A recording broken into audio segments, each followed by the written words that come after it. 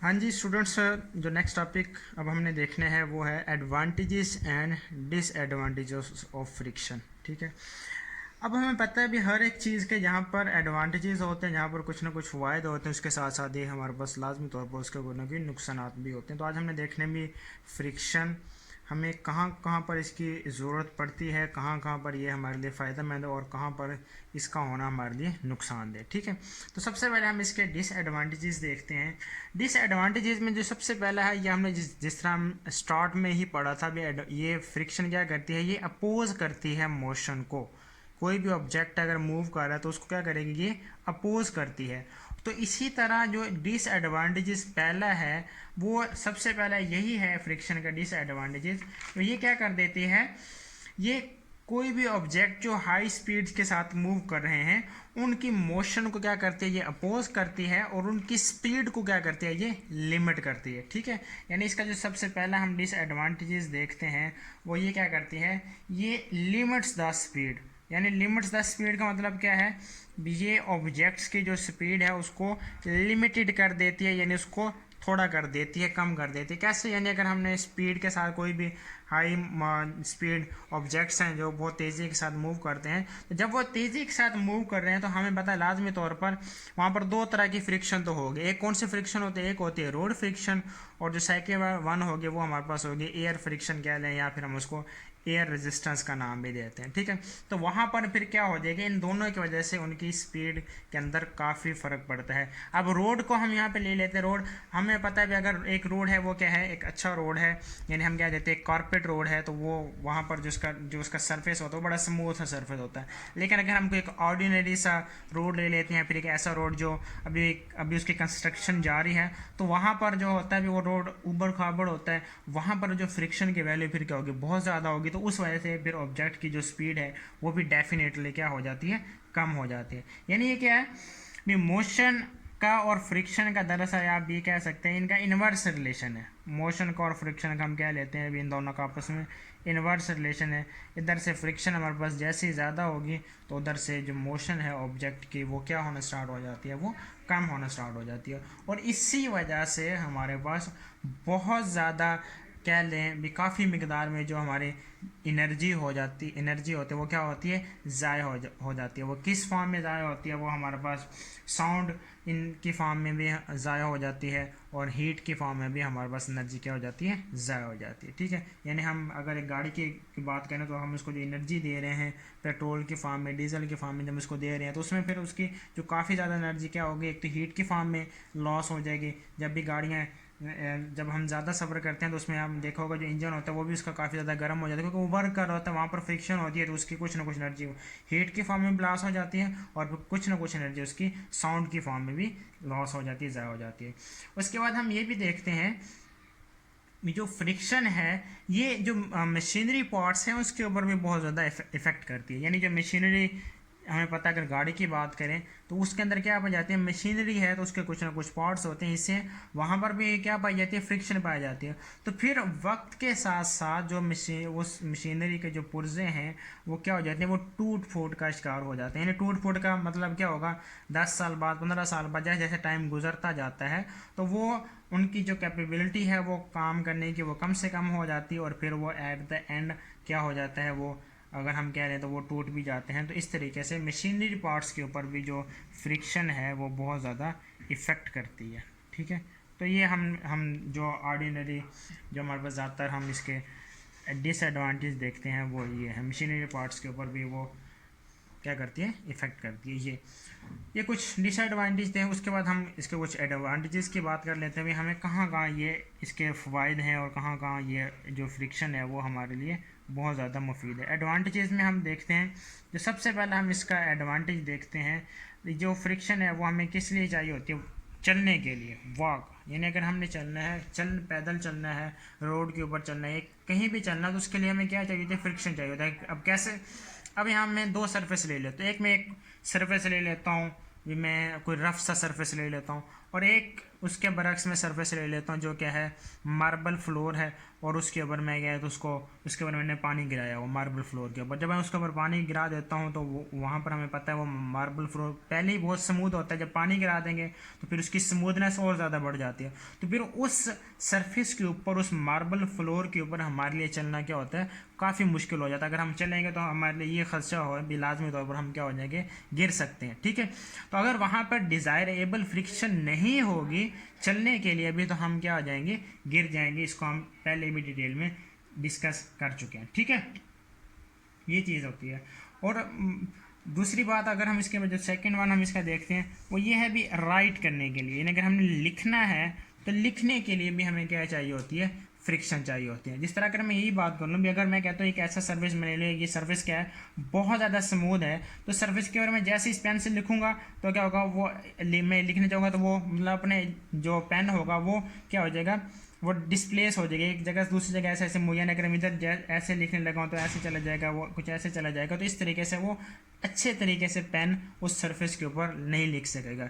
यानी अगर मैं बात करूँ, अगर मैं इसी पॉइंटर की मदद से अगर मैं एक वाइट बोर्ड पर लिखना चाहूँ तो उसके ऊपर हम नहीं लिख सकते। वो ऐसा इसलिए है भी इस पेन को लिखने के लिए जितनी फ्रिक्शन चाहिए होगी, जितनी डिज़ायरेबल फ्रिक्शन चाहिए, वो जो वाइट बोर्ड है वो उसका सरफेस इतना स्मूथ है वो इसको प्रोवाइड नहीं कर सकता, इसलिए हम वहाँ पर नहीं लिख सकते। अब अगर मैं इस पेपर की बात करूँ तो इसके ऊपर इस पेन को लिखने के लिए यहाँ पर इतनी फ्रिक्शन है, तो इसलिए हम इस पेन की मदद से इस सरफेस के ऊपर ईजिली लिख सकते हैं। ठीक है, अब इसको दोबारा देख लें, वाक के हिसाब से बात कर रहा हूँ, इसको थोड़ा सा एक बार और देख लेते हैं भी। जो एथलीट्स होते हैं तो वो जो शूज़ इस्तेमाल करते हैं उनके स्पेशल तरह के शूज़ होते हैं भी, वो इतनी उनको अगर वो एथलीट्स हैं, अगर सरफेस क्या स्मूथ भी है तो उनके शूज़ इस तरीके से बनाए जाते हैं भी वो उस सरफेस के ऊपर भी उनको इतनी फ्रिक्शन प्रोवाइड कर देते हैं ताकि वो सरफेस के ऊपर ईजिली वो चल सकें और जो उन्होंने करतब दिखाने होते हैं वो भी कर सकें और उन्हें उसमें कोई मुश्किल नहीं होती। ठीक है, तो मतलब क्या है, उनके जो शूज़ हैं वो उनको डिज़ायरेबल फ्रिक्शन प्रोवाइड कर रहे होते हैं।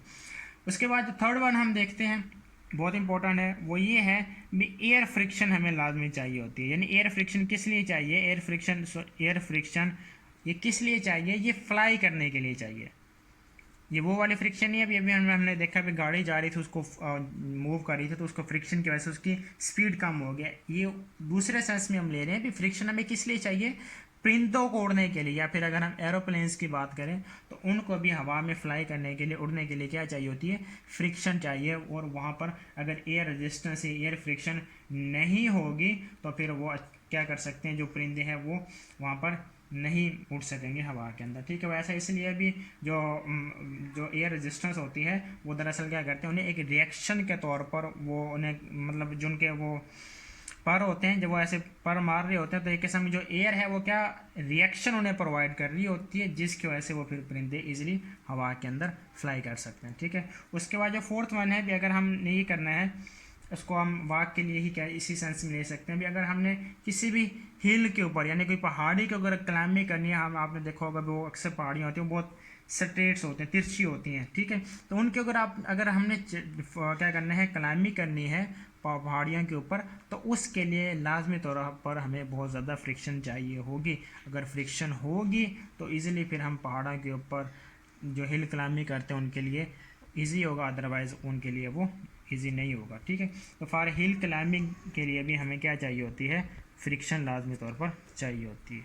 ठीक है, ये तो हमने इसके देख लिया एडवांटेज एंड डिसएडवांटेज। ठीक है, उसके बाद हम देखते हैं इसके भी हम फ्रिक्शन को कैसे रिड्यूस कर सकते हैं। ठीक है, तो कुछ मेथड्स हमारे बुक में दिए गए हैं, मेथड्स टू रिड्यूस फ्रिक्शन। यानी अगर हम फ्रिक्शन को कम से कम करना चाहते हैं तो हम किस तरीके से करते हैं। उसमें जो सबसे पहला मेथड है वो ये है, making the sliding surface smooth. यानी हम क्या करें, जो स्लाइडिंग सरफेस है अगर हम उसको स्मूथ बना देते हैं। कैसे, यानी एक सरफेस है उसको अगर हमने किसी भी चीज़ को एक मूव करवाना है, ठीक है, तो जितना सरफेस हमारे पास क्या होगा, स्मूथ होगा, उतने ही ईजिली हम क्या कर सकते हैं, किसी भी चीज़ को उसके ऊपर मूव करवा सकते हैं। अब कैसे, यानी अगर मैं अपने हाथ की बात करूँ तो अगर मैं इस सरफेस के ऊपर मैं अपने हाथ को ऐसे मूव करता हूँ तो यहाँ पर सरफेस ये भी स्मूथ है लेकिन यहाँ पर कुछ ना कुछ फ्रिक्शन मौजूद है। लेकिन अगर इसके बरक्स मैं क्या करता हूँ, अपने इसी हाथ को एक क्या कर देता हूँ, एक शीशे की स्लेब है, अगर उसके ऊपर मैं अपने हाथ कैसे मूव करवाऊँ तो हमें पता है उसका जो वो सरफेस होता है वो बहुत ज़्यादा स्मूथ होता है, तो उसके लिए ईजिली मैं क्या कर सकता हूँ, अपने हाथ को उसके ऊपर ईजिली मूव करवा सकता हूँ। तो जितना सरफेस हमारे पास स्मूथ होगा उतनी ही फ्रिक्शन हमारे पास क्या होगी, कम होगी। अगर हमने हैवियर ऑब्जेक्ट्स को मूव करवाना है तो उसके लिए हम कोशिश यही करते हैं कि सरफेस को हम स्मूथ से स्मूथ बना सकें, जितना सरफेस स्मूथ बना सकेंगे उतनी ही फ्रिक्शन हमारे पास क्या होगी, कम से कम होगी। ठीक है, सेकेंड वन हम देखते हैं, भी दूसरा जो हमारे पास है वो है making the fast moving objects a stream line shape, यानी जो फास्ट मूविंग ऑब्जेक्ट्स हो गए, जैसे हमारे पास क्या हो गए हैं, एरोप्लेन्स हो गए हैं, या फिर हम ये कह लें जो हाई स्पीड ट्रेन्स होती हैं, तो उनके लिए हम क्या कर सकते हैं, अगर हम फ्रिक्शन को कम करना चाहते हैं तो उसके लिए उनकी जो शेप है वो क्या होनी चाहिए, स्ट्रीम लाइन शेप। यानी स्ट्रीम लाइन शेप मतलब क्या है, जिस तरह आप इसको कह सकते हैं, जिस तरह फिश की शेप होती है, यानी कुछ इस तरीके से, ये इस तरीके से जो शेप होती है ये हम कह सकते हैं ये हमारे पास कौन सी शेप है, स्ट्रीम लाइन शेप। ठीक है, जितने भी हमारे पास फास्ट मूविंग ट्रेन्स हो गई हैं, हमें पता है एरोप्लेन्स की शेप्स भी क्या है, कुछ इस तरीके से होती है। तो इसमें ऐसा होता है कि एक तो इसमें जो है भी इसका एयर के साथ जो कॉन्टैक्ट होता है ना इस बॉडी का, वो क्या होता है, कम से कम होता है, यानी वो थोड़ा कम होता है। इसमें क्या होगा, जब एयर इस तरह आ रही है तो वो ईजिली स्मूथली इसके साथ से क्या करती जाएगी, जो एयर है वो इस तरीके से मूव करती जाती है, और जो उसकी स्पीड है ऑब्जेक्ट की, उसकी स्पीड के ऊपर खासा असर नहीं पड़ता। तो अगर हम शेप क्या हो जाएगी, स्ट्रीम लाइन होगी, तो उसमें जो एयर रेजिस्टेंस होते हैं वो कम से कम। अगर इसके बरक्स हम कुछ इस तरीके से शेप बना लेते हैं, जिस तरह ये देखें, ये बिल्कुल सीधी सी आम सी शेप है, जिसमें देखें जो हवा का जो कॉन्टैक्ट है बॉडी के साथ वो क्या है, ज़्यादा है। तो इस तरीके से जहाँ पर जो एयर रेजिस्टेंस होगी बॉडी के ऊपर वो भी क्या होगी, ज़्यादा होगी। तो स्ट्रीम लाइन शेप अगर हम बना देते हैं तो इसमें हमारे पास जो क्या होगी, जो एयर ऑफ फ्लो होता है, एयर का जो हवा का जो फ्लो होता है वो क्या होता है, बिल्कुल स्मूथ होता है, वो स्मूथली मूव करती है, और इसमें हमारे पास फ्रिक्शन क्या होती है, बहुत ज़्यादा कम होती है। और इसमें थर्ड वन है वो है लुब्रिकेटिंग द सर्फेसिस,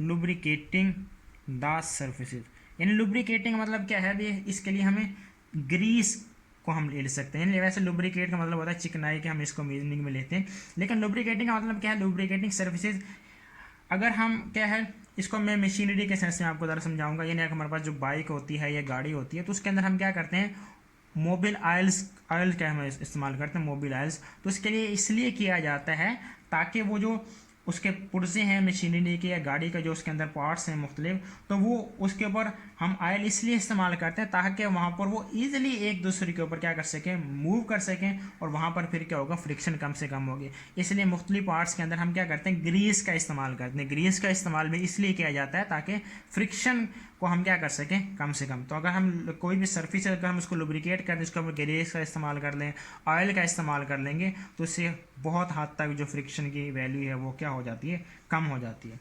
इसमें लास्ट वन हम देखते हैं, हम अगर रोलिंग मूवमेंट की बात करते हैं, यानी अगर हम जिस तरह हमने बात की थी कल हमने देखा था प्रीवियस लेक्चर में भी, जब हमने रोलिंग की बात की थी, रोलिंग फ्रिक्शन की, तो हमने कहा था जो रोलिंग फ्रिक्शन होती है वो क्या हो जाती है, वो बहुत कम होती है as compare to sliding friction. यानी रोलिंग का मतलब क्या है, हम यहाँ पे क्या इस्तेमाल करते हैं, बॉल बेरिंग्स का इस्तेमाल कर लें या फिर रोलर बेरिंग्स का हम अगर इस्तेमाल करते हैं, तो उससे क्या हो जाता है, जो फ्रिक्शन की वैल्यू है वो हमारे पास क्या हो जाती है, बहुत कम हो जाती है। रोलर बेरिंग्स वगैरह इनका इस्तेमाल से ईज़िली हम क्या कर सकते हैं, ऑब्जेक्ट्स को मूव करवा सकते हैं, और मशीनरी के अंदर हम इसका बहुत ज़्यादा इस्तेमाल करते हैं, क्योंकि हमें पता है जो रोलिंग फ्रिक्शन होती है वो स्लाइडिंग फ्रिक्शन की निस्बत बहुत ज़्यादा कम होती है। ठीक है, तो ये कुछ थे एडवांटेज और डिसएडवांटेज और कुछ मेथड थे जिनकी मदद से हम फ्रिक्शन को रिड्यूस कर सकते हैं।